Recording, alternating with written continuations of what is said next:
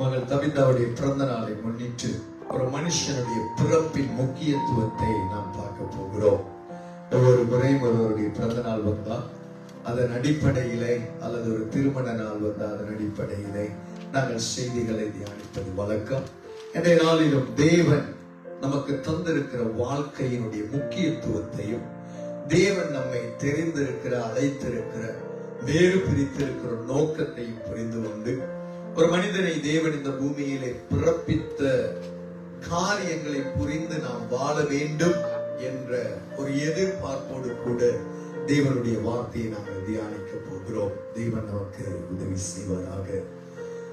Isaiah புத்தகம், book of Isaiah, ஏசாயாவின் புத்தகம் 43வது அதிகாரம், புக் ஆஃப் ஐசாயா chapter 43, 1-2 வசனங்களை நாங்கள் தியானித்து தேவனுடைய திட்டங்களை வேதத்திலிருந்து நம்முடைய வாழ்க்கைக்கு நாம் புரிந்து கொள்ள தேவன் நமக்கு உதவி செய்வாராக. ஏசாயாவின் புத்தகம் 43வது அதிகாரம் 1வது வசனத்தை வேகமாக தெளிவாக தமிழிலே வாசிப்போம். டச்சில் இங்கிலீஷ்ல பிள்ளைங்க செல்வா வாசிங்க. தமிழ்ல. இப்போதும் யாக்கோபே உன்னை சிருஷ்டித்தவரும் இஸ்ரவேலை உன்னை உருவாக்கினவருமாகிய கர்த்தர் சொல்லுகிறதாவது, பயப்படாதே, உன்னை மீட்டுக் கொண்டேன், உன்னை பெயர் சொல்லி அழைத்தேன், நீ என்னுடையவன். ஆமென்.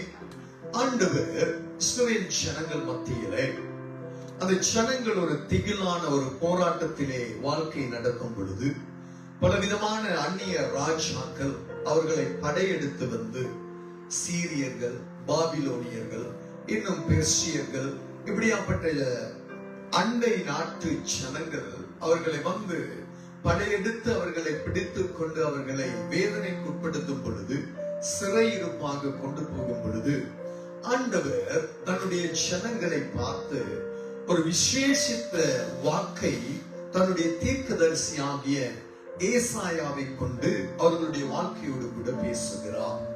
அதனுடைய பின்னணியை பார்க்கும் பொழுது, இந்த ஜனங்கள் மிகுந்த உபத்திரவத்தின் பாதையில போகும் பொழுது, பலவிதமான வேதனைகள் தங்களை நெருக்கும் பொழுது, மன சஞ்சலங்கள் அவர்களை உருக்கும் பொழுது, ஆண்டவரே ஏன் எனக்கு இந்த நிலைமை, நான் ஏன் பிறந்தேன் என்ற கேள்விகள் நம்முடைய இருதயத்திலிருந்து வெளிப்படும் பொழுது, வேதனைகள் கடந்து வரும் பொழுது, கர்த்தர் அவர்களை தேற்றுகிற, அவர்களுடைய இருதயத்தை ஆற்றுகிறது மாத்திரமல்ல, அவர்களுடைய வாழ்க்கையில் தான் வைத்திருக்கிற நோக்கத்தையும் தெளிவாக பேசுகிறதை நாம் புரிந்து கொள்ள வேண்டும்.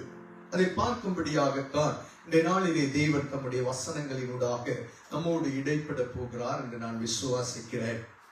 அன்பு தேவ ஜனமே, இப்போதும் யாக்கோபே என்று யாக்கோபு என்ற ஆபிரகாமுடைய பேரனை குறித்து பேசுகிறார். ஈசாக்கினுடைய 60 வயதிலே இந்த யாக்கோபு அவருக்கு பிறக்கிறார்.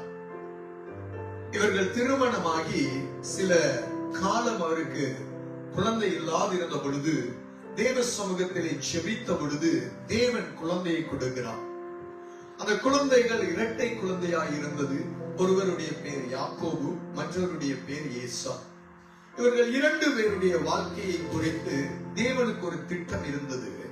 ஆகவே யாக்கோபினுடைய வாழ்க்கையை ஆண்டவர் இந்த இடத்திலே இஸ்ரவேல் ஜனங்களுக்கு முன்பதாக எடுத்துக்காட்டாக, ஒரு முன்மாதிரியாக யாக்கோபினுடைய வாழ்க்கையில் தான் எப்படி கிரியை செய்தார் என்பதை உணர்ந்து கொள்ளும்படியாக கர்த்தர் இஸ்ரவேல் ஜனங்களோடு பேசுகிறார். அவர் பேசும்போது, இப்போதும் யாக்கோபே என்று இந்த ஏசாயா தீர்க்கதரிசியின் இடத்திலே பேசும் பொழுது, யாக்கோபு உயிரோடு இல்லை. யாக்கோபு அவருடைய 147வது வயதிலே அவர் நித்திரை அடைந்து விட்டார். அவர் நித்திரை அடைந்து அவருடைய கல்லறையிலே அவருடைய ஆயுஷ நாட்கள் முடிந்து, ஆவி தன்னை தந்த தேவனிடத்திலே சென்று அவருடைய சரீரம் கல்லறைக்குள்ளே சென்று அவருடைய ஆத்துமா கீழான பாதாளத்திலே இளைப்பாறுதலுக்கு சென்று விட்டது. அதற்கப்புறம் அநேக நாட்களுக்கு பின்பதாகத்தான் ஆண்டவர் இந்த காரியத்தை பேசுகிறார். யாக்கோபை குறித்த தேவனுடைய நோக்கம் ஒன்று யாக்கோபை உருவாக்குவதற்கு முன்பதாக, யாக்கோபை சிருஷ்டிப்பதற்கு முன்பதாக, யாக்கோபை தாயினுடைய கர்ப்பத்திலே கொண்டு வருவதற்கு முன்பதாக தேவன் ஒரு திட்டம் வைத்திருந்தார் என்பதை இந்த வசனத்திலே தேவன் வெளிப்படுத்துகிறார். நம்முடைய வாழ்க்கையில் நாம் பிறந்திருக்கிறோம். ஒவ்வொருவருடைய வாழ்க்கையிலும் தேவன் ஒரு திட்டம் வைத்திருக்கிறார். சில நேரம் நம்முடைய மனதில் அது தோன்றாது, நம்முடைய மனதில் அது புரியாது, நம்முடைய மாமிச எண்ணங்களில் எதை அறிந்து கொள்ள முடியாது. ஆனால் எப்பொழுது நம்முடைய மனக்கண்கள் துறக்கிறதோ, எப்பொழுது நம்முடைய உள்ளான மனிதன் உணர்வடைகிறானோ, எப்பொழுது உள்ளான மனிதனுக்குள்ளே தேவனுடைய ஜீவன் கடந்து வருகிறதோ, அப்பொழுது தேவன் தன்னை சிருஷ்டித்த நோக்கத்தை மனிதன் உணர்ந்து கொள்ளுகிறான். ஆகவே கர்த்தர் அந்த ஜனங்களோடு பேசும் பொழுது, கர்த்தர் அந்த ஜனங்களுடைய வாழ்க்கையில இடைப்படும் பொழுது, கர்த்தர் அவர்களோடு கூட தன்னுடைய வேதத்தை பேசும் பொழுது ஜனங்கள் அதை ஏற்றுக்கொண்டார்கள். இஸ்ரவேல் ஜனங்கள் அதை புரிந்து கொண்டார்கள். இஸ்ரவேல் ஜனங்களுக்கு அந்த சத்தம் தேவ சத்தம் என்று உணர்ந்து கொண்டார்கள். ஆகவே அவர்களுடைய வாழ்க்கையிலே கர்த்தர் சொல்லுகிறது எனக்குத்தான் என்பதை ஒவ்வொரு மனிதன் இஸ்ரவேல் கோத்திரத்திலே அன்றைக்கு எடுத்துக் கொள்ளுகிற அநேக காரியங்களை நம் வேதத்திலே பார்க்கிறோம். தேவன் இந்த வார்த்தையை சபைக்கு சொல்லும் பொழுது, சபையிலே பேசும் பொழுது, நம்முடைய வாழ்க்கையிலே தேவன் பேசுகிறார். தேவன் தன்னுடைய சத்தத்தை இந்த வேதத்தினூடாக தேவ ஊழியக்காரனை கொண்டு பேசுகிறார் என்ற உணர்வு முதலாவது நமக்கு இருக்க வேண்டும். அப்பொழுதுதான் தேவன் பேசுகிறது புரியும். தேவன் சொல்லுகிற காரியத்துக்கு கீழ்ப்படிய முடியும். தேவன் நம்முடைய வாழ்க்கையில வைத்திருக்கிற திட்டங்களுக்கு எங்களை ஒப்புக் கொடுக்க முடியும். அப்படி ஒப்புக் கொடுத்தால் தான் தேவனுடைய வழி நடத்தலிலே எங்களுடைய வாழ்க்கை இருக்கும். அப்ப ஒரு மனிதன் யாக்கோபு அவன் பிறக்கும் பொழுதே அவனுடைய வாழ்க்கையை தொடர்ந்து பார்க்கும் பொழுது அவன் ஒரு ஏமாற்றுக்காரன், ஒரு வஞ்சிக்கிறவன், திருட்டுத்தனம் பண்ணுகிறவன். அவனுடைய வாழ்க்கையிலே பொய்கள் அதிகமாக இருந்திருக்கிறான். அவன் அநேக விதமான காரியங்களை தவறு செய்தவனாய் இருந்திருக்கிறான். ஆனால் அவனை இஸ்ரவேலாக உருவாக்குவதற்கு வேதத்தில் ஆராய்ந்து பார்த்தால் ஏறக்குறைய அவனுடைய வயது 97 வயதா இருந்திருக்கிறார். 90க்கும் 100க்கும் இடைப்பட்ட காலம் என்று சொல்லலாம். ஏறக்குறைய 90 வயது வருடங்களுக்கு மேல வேத வல்லுநர்கள் அறிஞர்களுடைய கருத்துப்படி 97 என்று சொல்லுகிறார்கள். நாம் கொஞ்சம் குறைச்சுதானே பார்ப்போமே. ஒரு 80 வயசு எடுத்தாலுமே நல்ல கவனிக்கணும். ஒரு எத்தனாக இருந்தவர், ஒரு பொல்லாதவனாய் இருந்தவர், ஒரு ஆண்டவருடைய வார்த்தைக்கு கீழ்ப்படுகிற பயமில்லாத ஒரு மனுஷனை தேவன் கர்ப்பத்திலே பிறக்கும் பொழுது அழிக்கல. இவன் பொல்லாதவன் என்று அவனை தள்ளிவிடவில்லை. ஆனால் கர்த்தருக்கு ஒரு நோக்கம் இருந்தது. இவனை கொண்டு இஸ்ரவேல் என்ற ஒரு தேசத்தை உருவாக்கி அவனூடாக 12 கோத்திரங்களை உருவாக்கி தான் தெரிந்து கொண்ட ஜனத்தை இந்த இஸ்ரவேல் என்ற ஒரு பெரிய சேனையாய் எழுப்புவதற்கு இவனை பயன்படுத்துவேன் என்ற ஒரு திட்டம் வைத்திருந்தான். தேவ பிள்ளையே, இன்னைக்கு நம்முடைய வாழ்க்கையில பல குறைகள் இருக்கலாம், பல தவறுகள் இருக்கலாம், பல விதமான உண்மைகள் இல்லாத வாழ்க்கை இருக்கலாம், பல விதமான போராட்டத்தில் கடந்து செல்லும் பொழுது ஏன் இந்த வாழ்க்கை என்ற ஏக்கம் இருக்கலாம். ஆனால் கர்த்தருடைய வேதத்தின்படி எந்த ஒரு மனிதனை தேவன் பூமியிலே பிறப்பித்திருந்தாலும் அவனை வெறுமையாக அவர் பிறப்பிக்கவில்லை.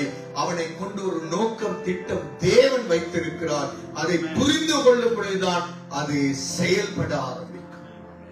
ஒவ்வொரு மனிதனும் அதை வாஞ்சிக்கணும். நான் எதற்காக பிறந்தேன்? ஏன் ஆண்டவர் என்னை பிறப்பித்தார்? ஏன் பூமியிலே நான் வாழுகிறேன்? பூமியின் ஆசீர்வாதங்களை சம்பாதிப்பதற்காக மாத்திரமல்ல, பூமியில் இருக்கிற சொத்துக்களை சேர்ப்பதற்காக மாத்திரமல்ல, பூமியில இருக்கிற ஜனங்களோடு சந்தோஷமாய் கூடி ஒன்று சேர்ந்து விட்டு முடிப்பதற்காக மாத்திரமல்ல, அதை தாண்டி ஏதோ ஒன்றை தேவனின் வாழ்க்கையில் வைத்திருக்கிறார். நாங்க சிந்திக்கணும், நம்முடைய வாழ்க்கையை யோசிக்கணும். யாக்கோபுடைய வாழ்க்கையில எல்லாருடைய பார்வையில எத்தன் தான் ஏமாற்றுக்காரன். ஒரு நாள் கர்த்தர் அவனை சந்தித்தான். நம்முடைய வாழ்க்கை கிறிஸ்துவண்டையில் வரும் வரை நம்முடைய வாழ்க்கை எப்படிதான் இருந்தது? நாமும் நம்முடைய வாழ்க்கையில் அநேக விதமான காரியங்களில் அங்கும் இங்கும் தடுமாறினவர்களாகத்தான் இருந்தோம், குறையுள்ளவர்களாகத்தான் இருந்தோம். நம்முடைய வாழ்க்கை எல்லாம் சரியாக இருக்கவில்லை. ஆனால் யாக்கோபை இஸ்ரவேலாக மாற்றின தேவன் இயேசுவின் திரு நாமத்தில் நம்மை தேவனுடைய பிள்ளைகளாக மாற்றினார். யோவான் 1:12 சொல்லுகிறது, அவருடைய நாமத்தின் மேல் விசுவாசம் உள்ளவர்களாய் அவரை ஏற்றுக்கொண்டவர்கள் எத்தனை பேர்களோ அத்தனை பேரும் பிதாவினுடைய பிள்ளைகளாகும்படிக்கு நமக்கு அதிகாரம் கொடுத்திருக்கிறார். அன்பு தேவ பிள்ளையே, இப்ப இஸ்ரவேலை அவர் உருவாக்கின உடனே எத்தனை ஏமாற்றுக்காரன் என்ற பெயர் மாறிவிட்டது. அது இல்லாமல் போய்விட்டது. குறை சொல்லுகிறவன் சொல்லான தேவனுடைய பார்வையிலே நீங்கி இருக்கிறார். ஒரு மனிதனை பிறப்பித்த தேவன் ஆண்டவருடைய சமூகத்திலே வந்து அவனை சந்தித்த பொழுது அவனுடைய பழைய வாழ்க்கை எல்லாவற்றையும் மாற்றுகிறான். 2 கொரிந்தியர் 5:17 சொல்லுகிறது, இப்படி இருக்க ஒருவன் கிறிஸ்துவுக்குள் இருந்தால் அவன் புது சிருஷ்டியாயிருக்கிறான். அதுதான் அங்க யாக்கோபினுடைய வாழ்க்கையில நடந்த ஒரு புது வாழ்க்கையை ஆரம்பிக்கிறான். எப்ப தெரியுமா? இவன் ஆண்டவருடைய சமூகத்திலே சந்திக்கும் பொழுது, ஆண்டவரோடு கூட போராடும் பொழுது 97 வயது என்று சொல்லுகிறார்கள். அவன் 77 வயதிலே தகப்பனுடைய வீட்டை விட்டு அவன் பிரிந்து லாபானிடத்திலே கடந்து செல்லுகிறான். லாபானிடத்திலே போனா லாபான் இவனை விட ரொம்ப நல்லவர். அவர் எப்படி? இவன் ஏற்கனவே அண்ணன் புத்திர சுவீகாரத்தை எல்லாம் பறிச்சுட்டு இவர் தன்னுடைய வாழ்க்கையில எல்லா ஆசீர்வாதத்தை பெறணுங்கிற ஒரு வஞ்சனைய பண்ணிட்டு ஓடுறான். லாபான் பார்க்கலாம், எனக்கு ஒருத்தன் கிடைச்சிட்டான், எனக்கு ஒரு அடிமை கிடைச்சிட்டான், இவனை வச்சு நான் சம்பாதிக்கலாம். லாபான் பிளான் பண்றான். தங்கச்சின மகன் தான், மாமனா இருக்க வேண்டியவன் தனக்கு லாபம் சம்பாதிக்க பார்க்கிறான். அப்படி இருக்கும் பொழுது அங்கே ஏறக்குறைய 20 வருடங்கள் அவனுடைய வாழ்க்கை நடக்கிறது. அந்த 20 வருடங்களிலே முதல் 7 வருஷம் இன்னொரு 7 வருஷம் அவனுக்கு அடிமையா வேலை செய்ய வேண்டி விட்டது. ராகேலுக்காக, லேயாளுக்காக காலங்கள் கடந்தது. ஆனால் பல பிள்ளைகள் பிறந்தார்கள். 4 மனைவிமார், 12 ஆண் குழந்தைகள். இவர்களுடைய வாழ்க்கையிலே எல்லா காரியத்திலும் மறுபடி திரும்பி வரும் பொழுதுதான் தேவன் அவனை சந்திக்கிறார். பல விதமான போராட்டத்திலே மாமனோடு கூட வாழ்க்கையை நடத்தி கொண்டிருக்கிறான். அவன் தடுமாற்றத்தில் இருக்கிறான், கஷ்டத்தில் இருக்கிறான். மாமன்காரன் தனக்கு உள்ளது எல்லாத்தையும் வஞ்சிக்கிறான் என்ற ஒரு காரியத்துக்கு இவனும் பல விஷயங்கள் செய்கிறான். அது முடிந்து அவன் அங்கிருந்து உணர்கிறான், இல்லை இல்லை இல்லை, இது என்னுடைய வாழ்க்கை அல்ல. Listen carefully, my dear children. If you are going through lots of trouble in your life today, that is not ending in your life. அது முடிவு அல்ல. நீங்கள் போகிற காலத்தில் இருக்கிற பிரச்சனை அது தொடர்ந்து உங்களுடைய வாழ்க்கையில் முடிவு வரை இருக்கிறதல்ல. சத்துருவுக்கு விரோதமாக ஆண்டவராகிய இயேசு சிலுவையிலே வெற்றி சிறந்திருக்கிறார். அவர் சிந்தின இரத்தத்தினால் எங்களுக்கு ஜெயத்தை தந்திருக்கிறார். அவருடைய இரத்தத்தின் மூலமாக பிதாவாகிய தேவனுக்கு முன்பதாக நம்மை ராஜாக்களாக, ஆசாரியராக, லேவியராக நிறுத்தி ஜெயம் கொள்ளுகிறவராய் தேவன் நம்மை வைத்திருக்கிறார். தேவன் உங்களை வேறு விரித்து இருக்கிறார். கர்த்தர் அழைத்த அழைப்பு மிக மிக மிக முக்கியம். உங்களுடைய பிறப்பு எவ்வளவு முக்கியமோ பூமியிலே, அதே போல தேவன் உங்களை சந்தித்த வாழ்க்கை மிக மிக முக்கியம். தேவன் அண்டையிலே நீங்கள் வந்திருக்கிற இந்த வாழ்க்கையிலே கர்த்தருடைய திட்டம் உங்கள் வாழ்க்கையில் அதிகமாக இருக்கிறது. 20 வருட காலங்கள் யாக்கோபு பிரச்சனைகளுக்குள்ளும், போராட்டத்துக்குள்ளும், ஏமாற்றத்துக்குள்ளும், தடுமாற்றத்துக்குள்ளும் கைவிடப்பட்ட நிலைமையில தகப்பன் இல்ல, தாய் இல்ல. தாய்க்கு மிகவும் நேசமான மகன் யாரு? யாக்கோபு. ஆனா தாயை விட்டு பிரிந்துட்டார். அப்பாவுக்கு அதிகமான நேசமான மகன் நேசா. ஆனா அப்பாவோட அவன் இருக்கிறான், அம்மாவோட இருக்கிறான். இவனுடைய அன்பு நிறைந்த தாய் இல்ல, சகோதரன் இல்ல, தகப்பன் இல்ல. ஒரு தள்ளப்பட்ட நிலைமையில இவன் கணிக்கப்பட்ட நிலைமையில வந்திருக்கிறான். உயிர் பயத்துல வந்திருக்கிறான், மரண பயத்துல வந்திருக்கிறான். ஆனால் அவனை லாபான் வருகி கொண்டிருந்தான். லாபானுடைய வாழ்க்கையில யாக்கோபை வைத்து சம்பாதிக்கிறதற்கு பெரிய திட்டங்கள் வைத்திருந்தான். ஆனால் அதை அந்த இடத்திலே தேவன் உடைத்தான். ஒரு மாறுதல் வந்தது. அவனுக்கான சில காரியங்களை, திட்டங்களை செய்து அவனும் சில ஆடு மாடுகளை சம்பாதித்தான். வேலைக்காரிகளை சம்பாதித்தான். நெருக்க தேவன் உயர்த்துவார். தேவ பிள்ளைகளுடைய வாழ்க்கையில தேவன் திட்டம் வைத்திருந்தால் எந்த அளவுக்கு உங்க வாழ்க்கையை சத்துருவானவன் நெருக்க நினைக்கின்றானோ, எந்த அளவுக்கு உங்களை ஒடுக்க நினைக்கின்றானோ, அந்த அளவுக்கு அதன் மத்தியிலும் தேவன் உங்களை உயர்த்தி கொண்டிருக்கிறதை உங்கள் வாழ்க்கையில் நீங்கள் காண்பீர்கள். God will lift you up through all the trials and the problems you are facing today. He is so faithful God. Sometimes you forget what God done in your life. You can't remember everything, but the Lord still working in your life.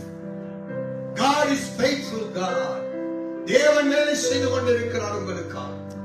You can't see that. You don't know that. Behind the scene, God is working for you. God is there for you always. What is asking? Come to me. I am here for you. என்ன தெரியுமா? உன்னை நான் உருவாக்கின ஒரு நோக்கம் உண்டு. உன்னுடைய கண்ணீர் உனக்கு பதிலல்ல. உன்னுடைய வாழ்க்கையிலே இருக்கிற போராட்டம் உன்னுடைய முடிவல்ல. நான் உனக்காக வைத்திருக்கிற என் திட்டம் தான் உனக்கு முடிவு. உன்னுடைய வழி என்னுடைய வழி அல்ல. உன்னுடைய சிந்தனை என்னுடைய சிந்தனை அல்ல. நீ போகிற பாதை தான் முடிவென்று நீ நினைக்கலாம். But I have a great plan for you. I have great things for you which you can't see with your flesh eyes. If you want to see, you need to open your inner man's eyes. ஆவிக்குரிய கண்கள் திறக்கப்படணும். அப்பதான் பார்க்க முடியும். அவருடைய வாழ்க்கையில் நெருக்கங்கள் அதிகம் இருந்தது. தேவ பிள்ளையே, ஆண்டவர் உங்களை திட்டத்தோடு கூட இந்த பூமியிலே கொண்டு வந்தார். You are not accidentally here. ஒரு விபத்துல நீங்க பிறக்கல. நீங்க ஏனோ தானோ என்ற பூமியில இல்லை. உங்களை தேவன் பிறப்பித்தார். இஸ்ரவேலே, உன்னை உருவாக்கினவர் ஒருவர் உண்டு. யாக்கோபே, உன்னை சிருஷ்டித்தவர் உண்டு.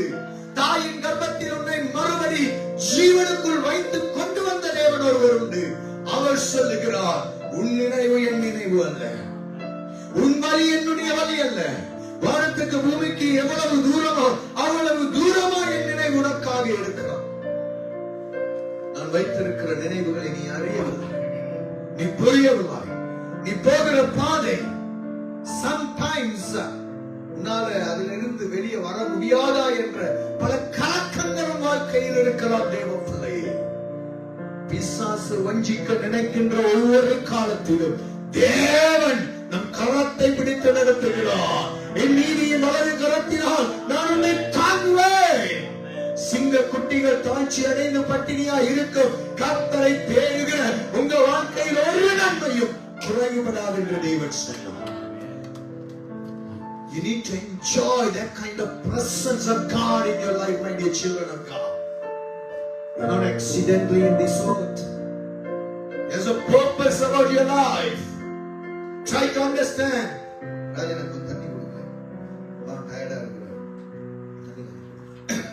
தேவ சமூகத்தில் ஆண்டவருடைய பிரசன்னத்தில் கர்த்தருக்குள்ளே தேவ பலன் நமக்குள் உண்டாக்கப்பட வேண்டும் என்று தேவ சொன்னார். நல்ல கவனியுங்கள். 20 வருஷம் என்ன செய்கிறார்? பிரச்சனைகளை சந்திக்கிறார், பாடுகளை சந்திக்கிறார். 4 மனைவிகள் இருந்தார்கள், 12 ஆண் குழந்தைகள், ஒரு பெண் பிள்ளை இருந்தது, ஆடு மாடு இருந்தது, வேலைக்காரிகள் இருந்தார், சொத்துக்கள் இருந்தார். But still he is struggling inside. He's gone through many troubles in his life. வாழ்க்கையில எல்லாம் இருக்கலாம், வாழ்க்கையில எல்லா விதமான பணம் இருக்கலாம், சொத்து இருக்கலாம், வாகனம் இருக்கலாம், ஆடைகள் இருக்கலாம். But still somehow inside your heart something attacking you. Some darkness is going to என்ன சொல்றது, some kind of darkness will try to attack you, to break your heart, to take you out from the love of God. அந்த பிரச்சனை உருவாக்கி கொண்டிருக்கிறார். கர்த்தர் சொல்லுகிறார், நீ பயப்படாதே. Fear not. You are not accidentally in this world. I have a great purpose about your life. என்னுடைய திட்டம் ஒன்று உனக்கு இருக்கிறது. நீ சும்மா பிறக்கல பூமியில. மனுடைய பிறந்த நாள் தபிதாவுக்கு இன்னைக்கு ஆண்டவர் சொல்லுகிறது போல நம்ம எல்லாரும் சொல்லுகிறோம், you are not accidentally in this earth. I have a great purpose about your life. Sometimes you are going through so much of troubles and pains in your life, but that's not your end. That's not your destination. Your journey is not there. I have a great plan for you. எலியா சூழச்செடிக்குள்ள படுத்து கிடக்கும் பொழுது அவன் நினைச்சா, இதுதான் என்னுடைய முடிவு. This is my destination. God, என்னால முடியாது. Take me. But God says, you need to go far away. This is not your destination. So நம்முடைய வாழ்க்கையின் முடிவு அதல்ல. கர்த்தருடைய திட்டம் என்று ஒன்று நமக்கு இருக்கிறது. You are children of God. You need to find out what is your plan. What's God's plan in your life? உங்களுடைய ஐடியா என்ன, உங்களுடைய பிளான் என்ன, உங்களுடைய நோக்கம் என்ன, தேவன் வைத்திருக்கிற நோக்கம் என்ன? தேவன் சொன்னமே 20 வருடம் ஸ்ட்ரகிள் பண்ணினவனை ஆண்டவர் ஒரு நாள் சொன்னார், போது உன்னுடைய வாழ்க்கை, கிளம்பு கிளம்பு, நீ வா. அவன் மறுபடி வருகிறான். திரும்பி வரும் பொழுது இவனுக்கு கேள்விப்படுகிறது, தான் எப்பயோ செஞ்ச ஒரு துரோகம் என்னை பின்தொடர்ந்து வருகிற அண்ணன் என்னை கொல்ல போறான். ஏசாவினுடைய அந்த சொத்தை, அந்த தலைமுறையை, அந்த ஆசீர்வாதத்தை, அந்த புத்திர சுவீகாரத்தை நான் பறித்துக் கொண்டேனே, அதற்கு இப்ப நான் என்ன செலுத்தணும்? கிரயம் செலுத்த வேண்டிய நிலைமை வந்துருச்சு. பட் உன்னுடைய பயத்தை போக்குகிறவர் உன்னோடு இருக்கிறாரையா? உன்னுடைய கலக்கங்களை நீக்குகிறவர் உன்னோடு இருக்கிறார். எப்பயோ செய்த ஒரு துரோகத்தை நினைச்சு நீ ஏங்கிக் கொண்டிருக்காது. உன் வாழ்க்கையில் இயேசுவின் ரத்தம் அவை எல்லாவற்றையும் கழுவி சுத்திகரித்து விட்டது.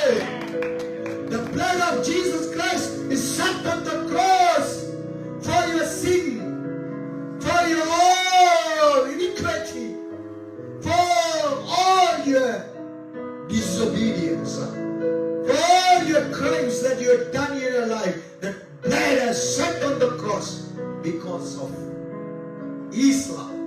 It comes to your life. அவருடைய அன்பு நம்முடைய வாழ்க்கையில் வரும்படியா தேவன் தந்தார்.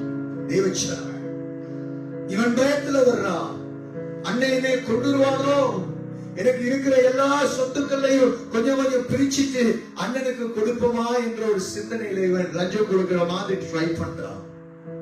ஏசா வருகிறான் என்று கேள்விப்பட்டவனுக்கு மரண பயம் பிடிக்கிறது. அவனை கொண்டு போற்றுவான். முதல்ல நான் செத்துருந்தா தனியா, 20 வருஷத்துக்கு முதல்ல நீ தனியா கொண்டு இருப்பான். இப்ப இத்தனை பிள்ளைங்க இருக்காங்க, இத்தனை பிள்ளைகள் இருக்கிறார்கள், இவ்வளவு ஜனங்கள் இருக்கிறார்கள். இப்ப நான் அவனாலே கொல்லப்பட்டால் அத்தனை பேரை அவன் கொன்றுவான் என்ற பயம் நமக்கும் அப்படித்தானே. நான் போனா என் பிள்ளைங்க நிலைமை, நான் மனைவி நிலைமை என்ன, நம்ம யோசிக்கிறது கூட அவன் சிந்தித்தான், யோசித்தான். அன்பு தேவச்சனமே, அவன் எல்லாரையும் பிரித்து விட்டு அவனுக்கு தெரிந்தது ஒன்றே ஒன்று, என் வாழ்க்கையில என்னதான் சூழ்நிலை வந்தாலும் என் வாழ்க்கையை மாற்றுகிற ஒரே ஒரு இடம் எனக்கு உண்டு. I have a place. I'm going to choose that place. That place is God's feet. தேவனுடைய பாதத்துக்கு நேரத்தை ஒதுக்கினான். தனி எல்லாரையும் அனுப்பினான். தனியே போய் இருந்து இரவு முழுவதும் கர்த்தரோடு கூட போராடினான். ஜெபம் செய்ய ஆரம்பித்தான். கர்த்தரை நோக்கி கெஞ்சினான். ஆண்டவரே, what is the purpose about my life? எதற்காக என்னை நீர் சிருஷ்டித்தீர்? எதற்காக என் வாழ்க்கையை இந்த பூமியிலே நீர் உண்டு பண்ணீர்? எதற்காக என்னுடைய வாழ்க்கையிலே இவ்வளவு காலம் கடந்து வந்தீர்? 97 வயதுகள் ஆகிய ஆண்டவரே, இப்படியாப்பட்ட சூழ்நிலையிலே என்னை நடத்தின தேவன் நீர் எதற்காக என்று போராடி இருப்பார். இந்த போராட்டத்திலே மனுஷகுமாரனாகிய தேவன் பூமியிலே அவனுடைய போராட்டத்திலே ஜெப வேளையிலே ஆண்டவர் இறங்கி வந்தார்.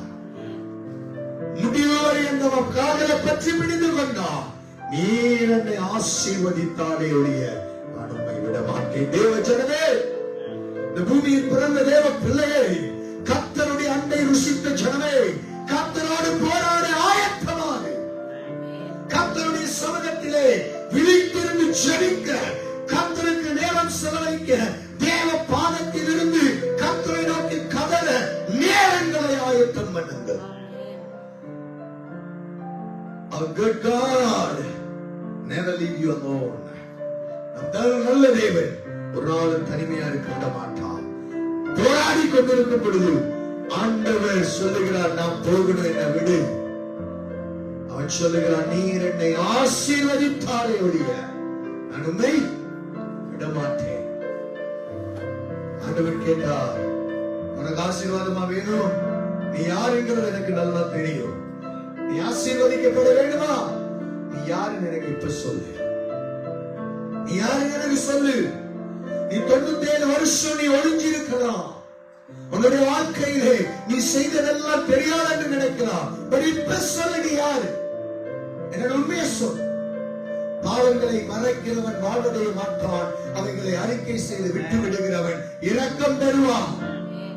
நீ யாக்கோபு என்று சொல்லும் பொழுது அதனுடைய அர்த்தம், நான் எத்தனை ஆண்டவரே, நான் ஏமாற்றுக்காரன் ஆண்டவரே, நான் வஞ்சகன் ஆண்டவரே, நான் உனக்கு துரோகம் பண்ணினவன் ஆண்டவரே என்று இவன் தன்னுடைய பெயரை யாக்கோபு என்று சொன்னான்.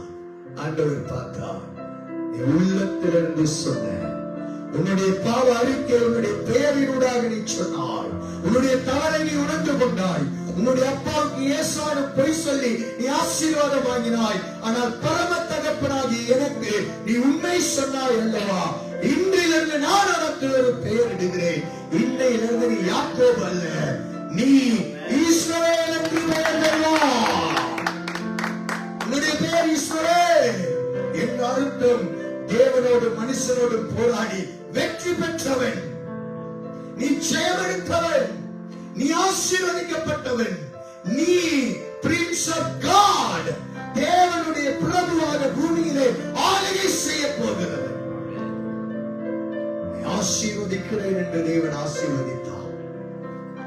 ஆண்டவர் ஆசீர்வதித்த ஆசீர்வாதத்தினாலே அவனுக்கு தேவன் இஸ்ரவேல் என்று பெயரிட்டார்.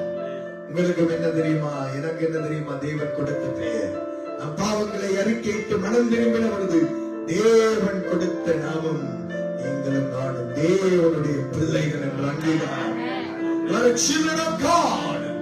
When you confess your sin to God, God bless you with a wonderful name.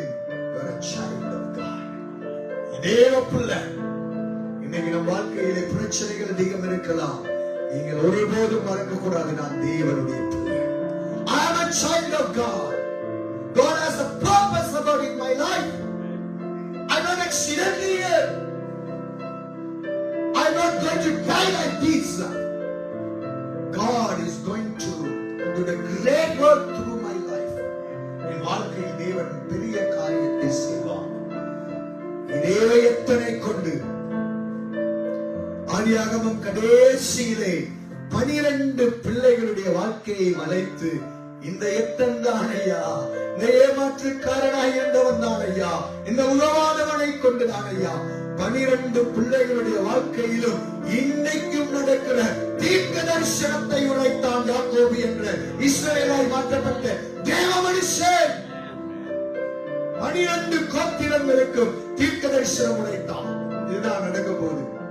ஏறக்குறைய 6000 ஆண்டுகள் இன்றைக்கும் தீர்க்க தரிசனங்கள் நிறைவேறிக் கொண்டிருக்கிறார்.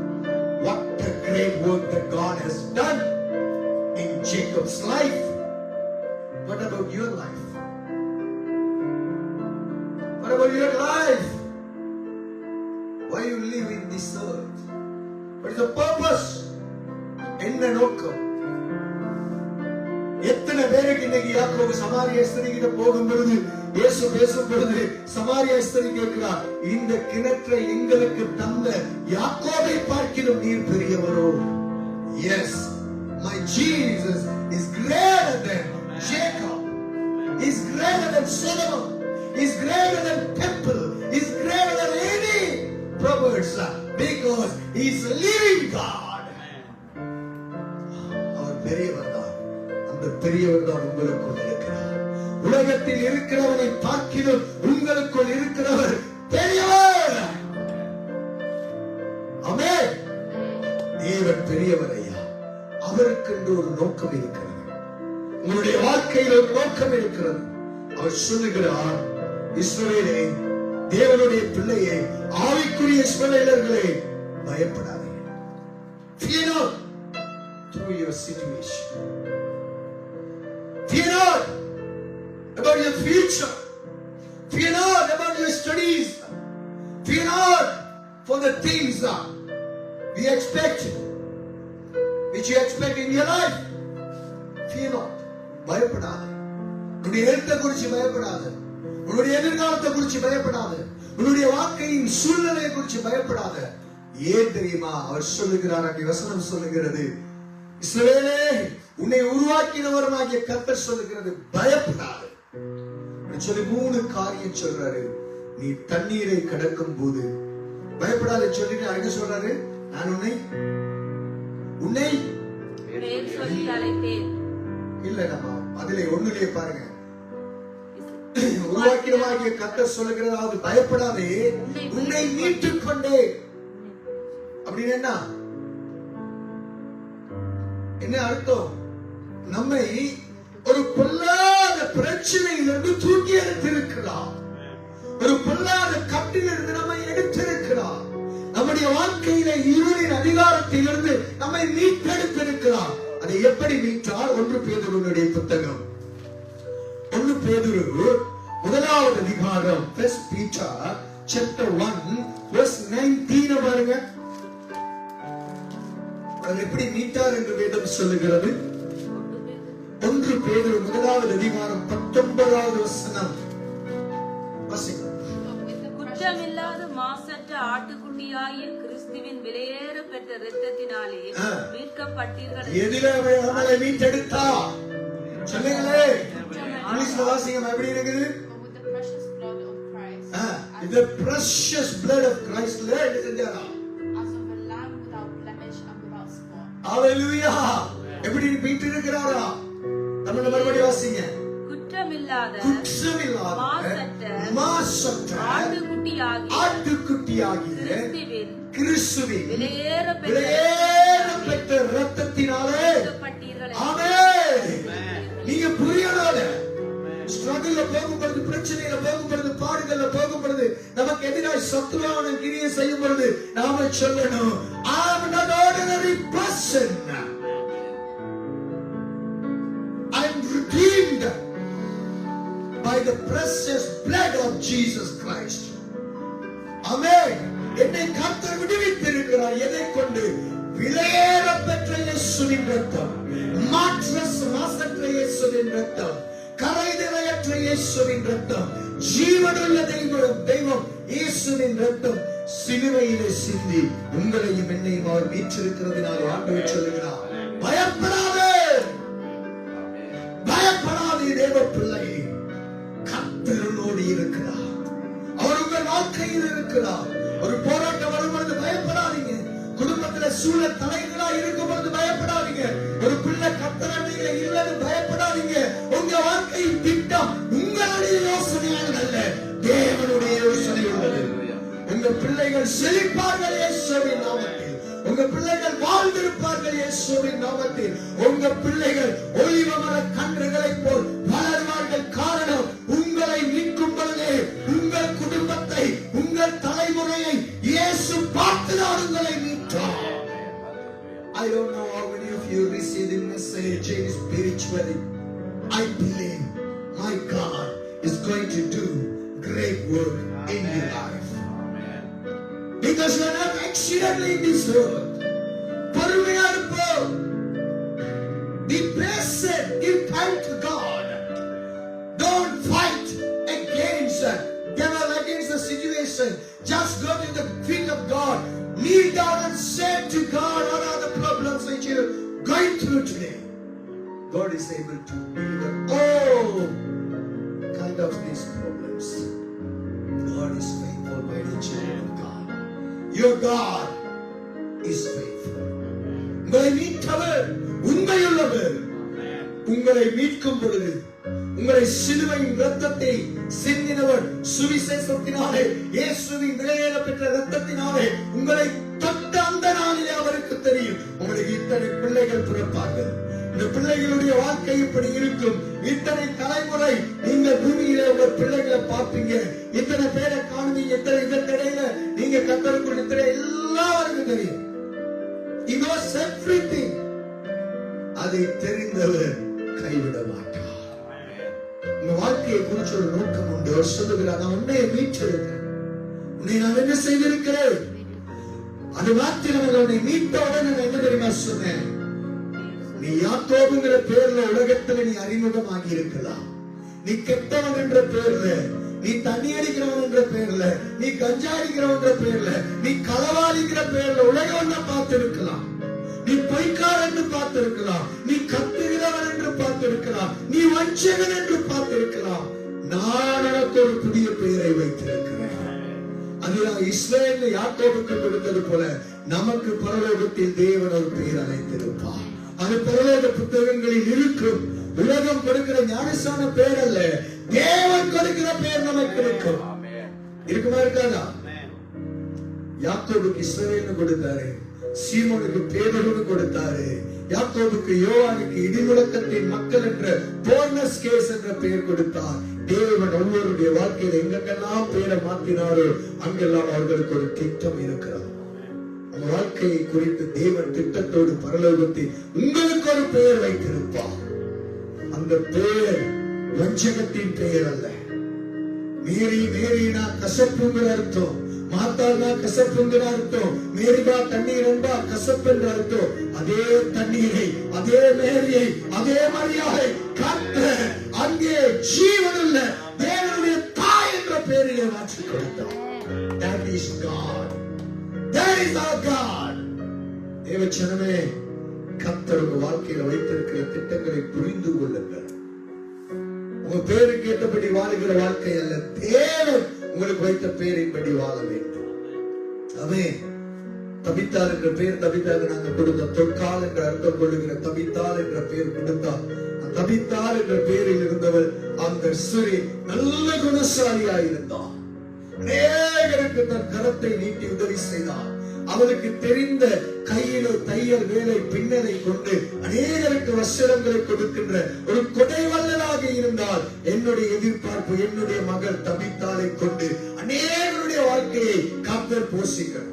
அவள் கரங்களை விரித்து ஜனங்களுக்கு கொடுக்கணும், ஏழைகளுக்கு உதவி செய்யணும். அவர்களுடைய படிப்பில வருகிற சம்பாத்தியத்திலே அநேக கண்ணீர் அடிக்கின்ற பசி பட்டினியில் இருக்கிறவர்களுக்கு என்னுடைய மகள் தபித்தால் ஒரு உதவியாளியால் இருப்பால் இயேசுவின் நாமத்தில் என்னுடைய விசுவாசம்.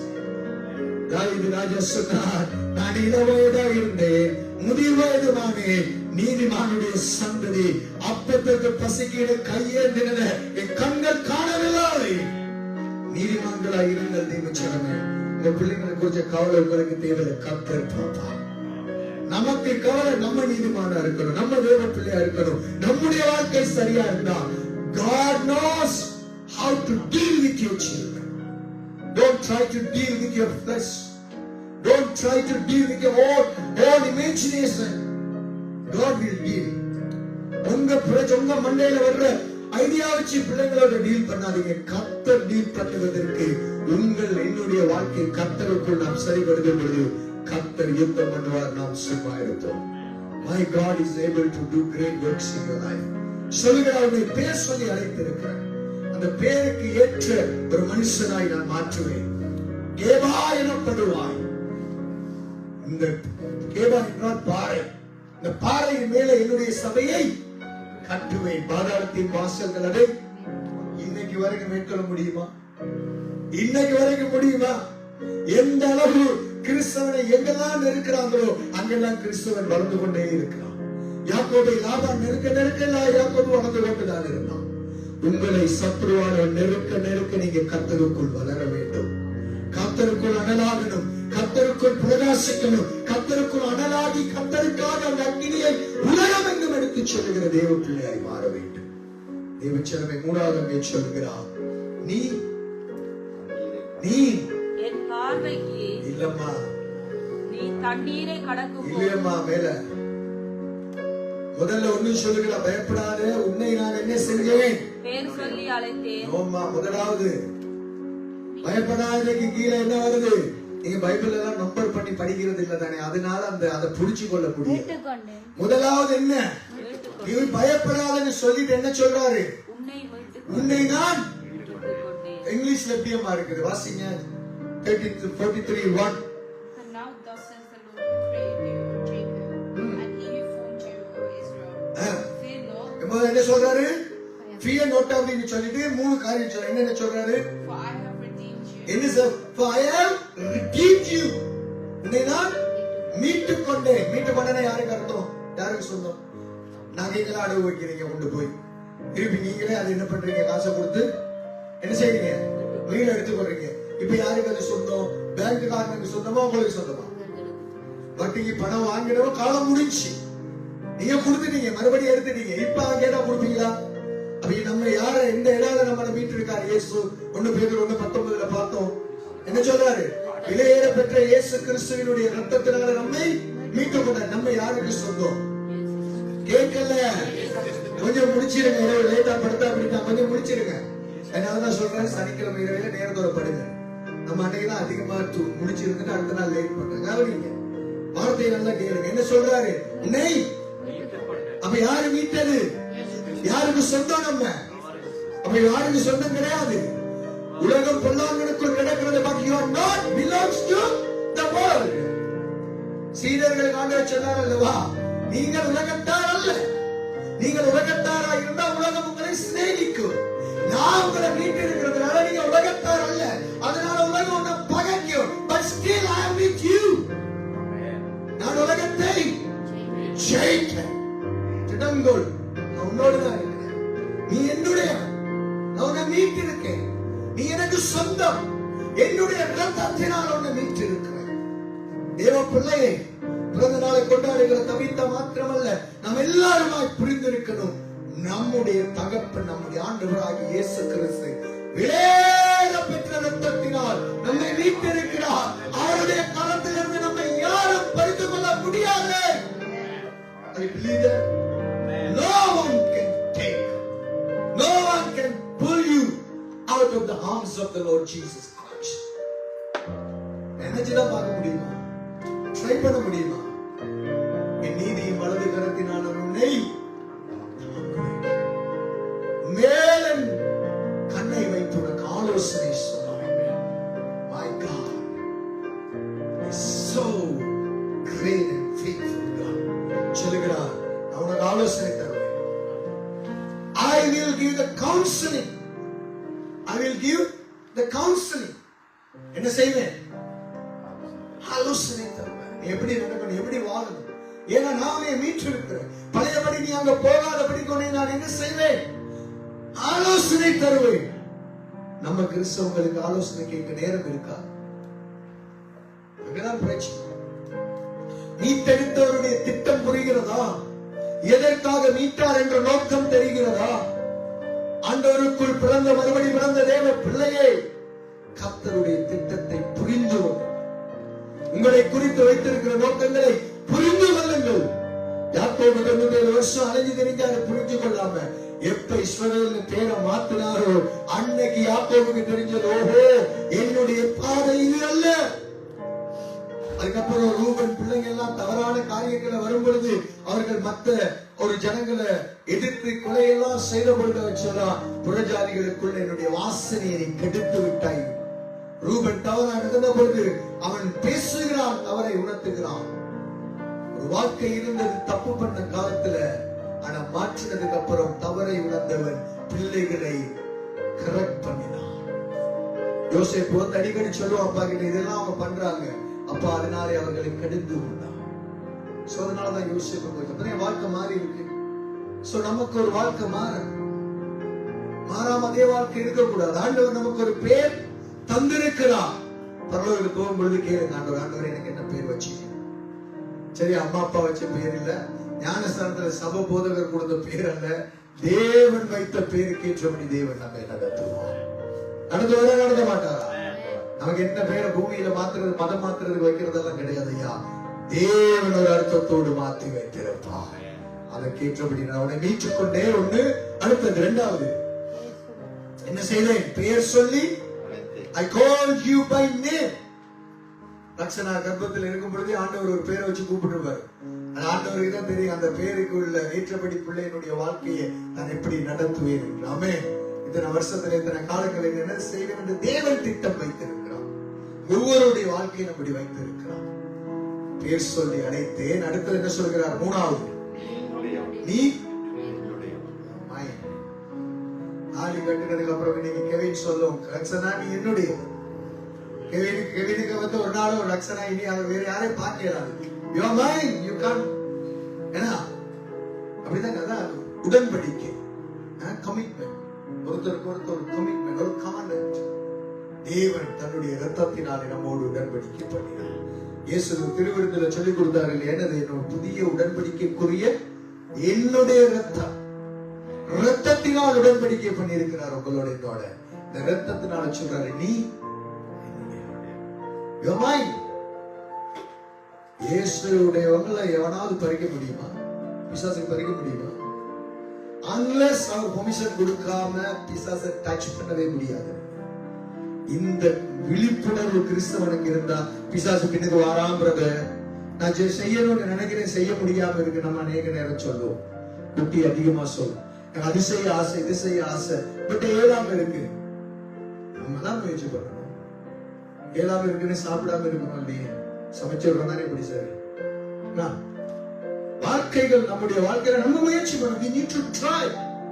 லைசன்ஸ் எடுக்க இயலாம இருந்தவங்க ஏழாம் அப்படியே இருந்தீங்களா? செஞ்சீங்க, எடுத்தீங்க தானே. சோ கர்த்தருக்குள்ள என்ன செய்யலாம்? You need to do something great for your God who redeemed you. உனக்காக இரத்தம் சிந்தினார், who named you, who says you are mine. You can do great work for God. தேவன் சொல்லுகிறார்.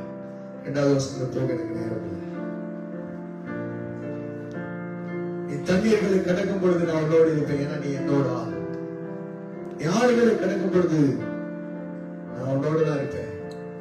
யாரும் ஒண்ணுமே சேதப்படுத்த முடியாது. நீ அக்கினியில நடந்தாலும் அது உன் மேல வேகாது. அக்கினி வாசனை கூட உனக்கு படாது. தண்ணீனா என்ன, ஆறுனா என்ன, அக்கினா என்ன, ரகசியம் பைபிள் இருக்கு, எடுத்து தேடுங்க, கண்டுபிடி. ஒரு வசனம் மெசேஜ் முடியும். See how great the word of God in your life. தேவச்சனமே கர்த்தர் சொல்கிறார். நீங்க பிறந்த நாளை கொண்டாடுகிற Kavitha, God says to you, you are mine. நீ ஒரு தகப்பன் தாய்க்கு பிறந்திருக்கலாம், but you are belongs to Jesus Christ. He redeemed you. He gave a name, and you are child of God. ஏவல நம்ம எல்லாருக்கும் ஆண்டவர் சொல்றார், நீ எதுக்காக தெரியுமா? 21 வாசிங்க. நான் பைபிள் போட்டோம்னா நீங்க எடுத்து வச்சிருக்கீங்க. 21 வாசிங்க. 21 Duckett 21 49 43 21. These people are formed for myself. Yeah. They shall declare my praise.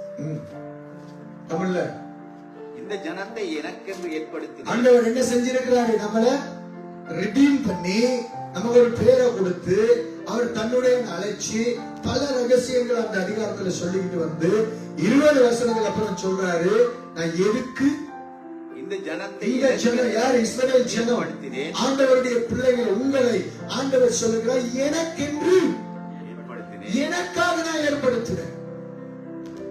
எனக்காக, தேவனுக்காக நான் ஏற்படுத்தினேன். அவர் ஏற்படுத்தின உங்கள் மேல எனக்கு ஒரு நோக்கம் உண்டு, எனக்கு ஒரு எதிர்பார்ப்பு உண்டு, எனக்கு ஒரு வாஞ்சை உண்டு. என்ன தெரியுமா? நீங்க என்ன செய்யணும்? இவர்கள் என் துதியை சொல்லி வருவார்கள். ஒரு நம்பிக்கை வச்சிருக்காரு நம்ம மேல. என் துதி, பழைய ஏற்பாட்டுல கர்த்தரை துதிக்கிற துதி, எங்க இடத்துல துதிக்கிறவர்கள் வந்து யார துதிக்கிற கேட்டாங்க? சுவிசேஷம் இருப்பார்கள். புதிய ஏற்பாட்டுல அதே துதி, ஆண்டவரை துதிக்க, ஆண்டவரை ஆராதிக்க, ஆண்டவரோடு வாழும் பொழுது தேவனுடைய வார்த்தை என்னும் சுவிசேஷத்தை நாம் சொல்ல வேண்டும். உங்களை மீட்ட தேவன் அவர்களை மீட்க வேண்டும். தேவன் உங்களை இவ்வளவாய் செய்து முடித்து விட்டார். இப்ப அவருக்கு ஒரு பர்பஸ் இருக்கு, ஒரு நோக்கம் இருக்கு, ஒரு எக்ஸ்பெக்டேஷன் இருக்கு, ஒரு எதிர்பார்ப்பு இருக்கு. என்ன தெரியுமா? You need to bring the gospel to the poor. ஏழை ஜனங்கள், தரித்திரர்கள் மத்தியிலே சுவிசேஷத்தை இயேசுவினுடைய அன்பை கொண்டு செல்ல. You need to bring the love of God in others' life. That's what God expecting in your life. இவ்வளவு செஞ்சு எடுத்தாரே, ஒரு நன்றி கடன் ஆண்டவருக்காக செய்வோம். 5 ரூபாய் காணிக்கை போட்டு போனோம்னா நன்றி கடன் முடியாது. So we need to bring the love of God in others' life. அதுதான் thanksgiving heart. நன்றி அறிதல் உள்ளவர்களாய் இருங்கள் என்று ஆண்டவர் சொல்லி தந்திருக்கிறார். தேவப்பிள்ளையே, எல்லாரும் எழுந்து நின்று கண்களை மூடி ஆண்டவருடைய சமூகத்திலே கர்த்தரை நோக்கி சொல்லுவோம். ஆண்டவரே, என்னை மீட்டுக் கொண்டீர், என்னை பேர் சொல்லி அழைத்தீர், நான் உம்முடையவன், ஆகவே நான் பயப்பட மாட்டேன். துதியை சொல்லுவதற்கு, சுவிசேஷத்தை சொல்லுவதற்கு, ஆண்டவருடைய அன்பை சொல்லுவதற்கு நான் பயப்பட மாட்டேன். பயப்படுகிறதற்கு பயத்தின் ஆவியை நமக்கு தராமல் அன்பும் பலனும் தெளிந்த புத்தியும் நிறைந்த அப்பா பிதா என்று கூப்பிடுகிற புத்திர சுவிகாரத்தின் ஆவி நமக்குள் தேவன் தந்திருக்கிறார். ரோமர் 5:5 சொல்லுகிறது, நமக்கு அருளப்பட்டிருக்கிற பரிசுத்த ஆவியினாலே தேவ அன்பு நம்முடைய இருதயங்களிலே பரிபூரணமாய் ஊற்றப்பட்டிருக்கிறதா. Fear not, I am your God. Amen. பயப்படாதே, நான் உன் தேவன் என்று சொன்னவர் நம்மோடு இருக்கிறார். கண்களை மூடி ஆண்டவருக்கு ஒப்பு கொடுக்கிறோடு இந்த என்னுடைய பிறப்பின் முக்கியத்துவத்தை புரிந்து கொண்டேன். ஆண்டவரே, கவிதாவுடைய பிறந்த நாளிலே ஆண்டவரே, நீர் எப்படி என்னை தாயின் கர்ப்பத்திலே உருவாக்கினீர் என்றும், எப்படி ஏற்ற வேளையிலே பேர் சொல்லி அழைத்து என்னை உம்முடையவளாக என்னை மீட்டுக் கொண்டு என்னை வழி நடத்துகிறீர் என்றும், என்னுடைய வாழ்க்கையிலே நீர் ஒரு திட்டம் வைத்திருக்கிறீர். அது உம்முடைய சத்தியத்தை, உம்முடைய சுவிசேஷத்தை, உம்முடைய வார்த்தையை மற்ற ஜனங்கள் வாழ்க்கையிலே கொண்டு போக வேண்டும் என்றும் எனக்கு உணர்த்தி இருக்கிறீரையா. ஆகவே அந்த உணர்த்துதலுக்கு கீழ்ப்படிந்து நான் வாழ கர்த்தர் எனக்கு உதவி செய்யும். கர்த்தருக்கு செவி கொடுக்கிறது தான் ஆண்டவர் விரும்புகிற காரியம். தேவனுடைய வார்த்தைக்கு கீழ்ப்படிகிறது தான் கர்த்தர் நம்மேல் வைத்திருக்கிற வாஞ்சை. அதுதான் எதிர்பார்ப்பு. அந்த எதிர்பார்ப்பை நிறைவேற்றுவோமா? ஒப்பு கொடுத்தலோடு கூட ஆண்டவரே, உமக்காக நான் வாழ என்னை ஒப்பு தருகிறேன் என்று சொல்லுவோமா? நன்றி இயேசுவே, உமக்காகத்தானே ஐயா நான்